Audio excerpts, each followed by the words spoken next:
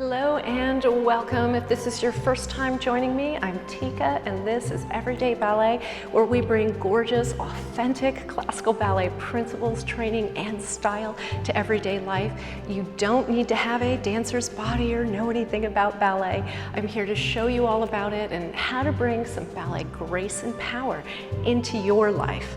In this video, I'm going to be sharing with you some ways to modify your ballet practice to suit your body and your needs. So often people think that unless they can do exactly what the teacher is doing to the level that she is doing it, that they are not really doing the technique or that they are not able to do it. And that couldn't be further from the truth. So these hacks will really help you to customize your ballet experience so that if you have injuries or if your body shape is a little bit different, you need to make accommodations, you can do that. So I really hope you enjoy this. Remember, if you do, please like, subscribe, and share.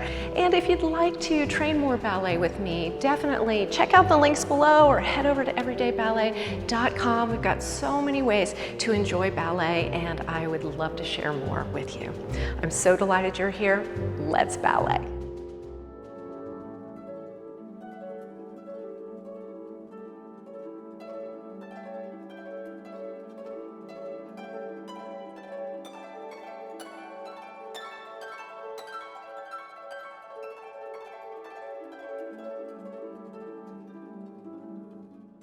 One of the easiest ways that you can have a gentler ballet practice is to reduce the degree of rotation in your turnout, particularly the feet, because I know a lot of people think they need to really press those feet open so they have flat open turnout.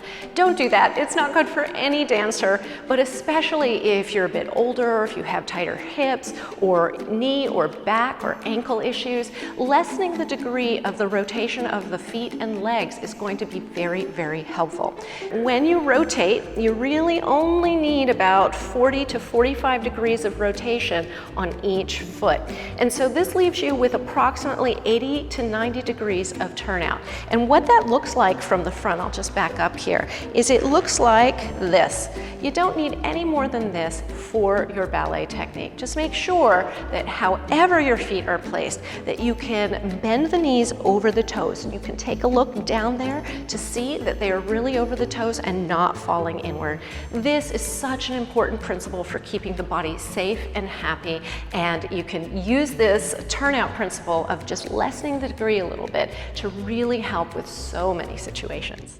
Another thing that you can do to help with your ballet practice and modify it is you can use two hands on your support. Now you may have a bar or you may be facing a countertop or a bar stool, but any which way you cut it, you can always place your hands both on the bar and you can face your bar to do most of your exercises. Just be careful that when you are pointing or doing any movements to the front, that if you are dealing with the legs of a bar stool or something like a counter and a wall, then make sure that you are not going to kick it. A way to help with that is you can always have one hand on your countertop and you can put a chair on the other side so that you can use two hands on the bar, and that chair becomes adjustable. So when you're going to the front, you can have the chair there. When you're going to the side, you can track the foot between the legs of the chair or the bar stool. And this is a really good way to give yourself that little bit of extra support. So especially if you're having issues with coordination or just feeling like you want to slow down and just focus on the legs, the feet, the placement, then this is a great way to go. Another way that you can help yourself in your ballet practice is to really just use first and second and perhaps third position. So in first position, we have the heels together, the toes gently apart in our mild turnout. Sometimes people have hyperextended legs where their knees can come close together and their heels are not coming close together. Try your best. I know different leg shapes can only accommodate so much. Try your best to bring your heels as close as possible, which may mean bending the knees slightly and drawing up through the muscles on the legs. What we don't want is to lock into the knees.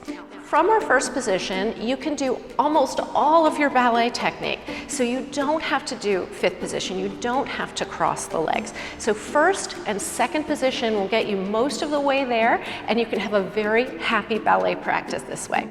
If you do cross the legs, you don't have to use fifth position. You can actually use third position. Now, third position is where you take the heel of the front foot and you place it kind of in the middle of the arch of the back foot. As you can see, the feet are very mildly crossed, and this is a wonderful way to work if you're trying to work up to doing a little deeper cross in the legs.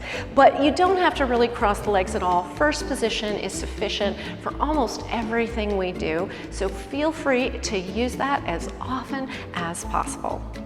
Another way that you can help yourself with your ballet technique is to stick to demi plie and to eliminate doing any grand plies.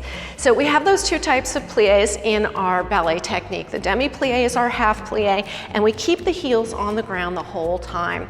In grand plie, the heels come off except in second position, and this puts more stress on the knees. So if you are someone who has any knee issues or back issues, or is generally not feeling very strong in your legs or your core or your back, then just don't do grand plie. I myself don't ever do grand plie in fourth position anymore because I have arthritis in my knees, and this is a particularly challenging position. It's not that I can't do it, but there's just no reason to stress out my knees that way. So never feel bad about sticking to your demi plie. It will really, really help you to remove stress from the knees, especially, we only really see grand plie in that first exercise at the bar. You just don't need to do it. Just do a slow demi plie and really feel your principles. You can also always reduce the number of repetitions and move a little bit more slowly. So when we're about midway through our bar, we can start doing some repetitions for a step called releve. That's our rising up. And so you might have a whole bunch of these in sequence. It is perfectly acceptable to slow down, to bend the knees less, and to do fewer reps. So moving slowly and consciously is actually just as good as doing many, many reps. And especially if you're doing those slow reps in a better form, then you're actually helping yourself more. And not only can you slow down and do fewer reps, but it will also be helpful to keep your legs lower. There is no need to lift your legs way up in ballet. It is really up to you. In fact, I always tell my students, you want to stay low so that you can really start to feel your posture and your form. When you take your legs up, even if you can, even if you have that flexibility and don't have knee, back, hip issues, if you do it with improper form, it's not going to be all that helpful. So feel free to keep the legs lifted 2 inches off the floor. That is perfectly fine. In fact, in some positions, it's actually harder to keep the leg low because you really have to, you have the gravity pulling on that leg so close to the ground. So it can be a very strengthening thing to lower those legs and really feel your core and postural principles. And finally, you do not have to jump. In fact, taking jumps out of your ballet practice may be the very best thing. You could do everything else, but if you have knee, back, or hip issues, or if the shape of your legs is not working with the jumping technique, then just don't do it. You can have a very satisfying time with your ballet technique without jumps. But if you would like to progress to doing jumps, a good way to do this is to face your support and to just work, just baby pushing. Try not to pump on your bar or your support, but try just to give yourself that little bit of extra form and support as you're doing the jumping motion. So you can always scale back, and you don't have to do jumps in order to have a very fulfilling time with your ballet technique. I hope you found this information helpful. These are certainly not the only modifications you can make, but they will apply to most people in most circumstances, so definitely give them a try. And if there's something more specific you would like to find out more about, then definitely leave it in the comments section, or you can send me an email. I would love to know what your questions are so that I can answer them for you. Remember, if you found this helpful, please give this video a like. And if you want to train ballet with me, head over to everydayballet.com. I would love to share more ballet with you. Thank you for sharing ballet with me today. And until next time, happy dancing.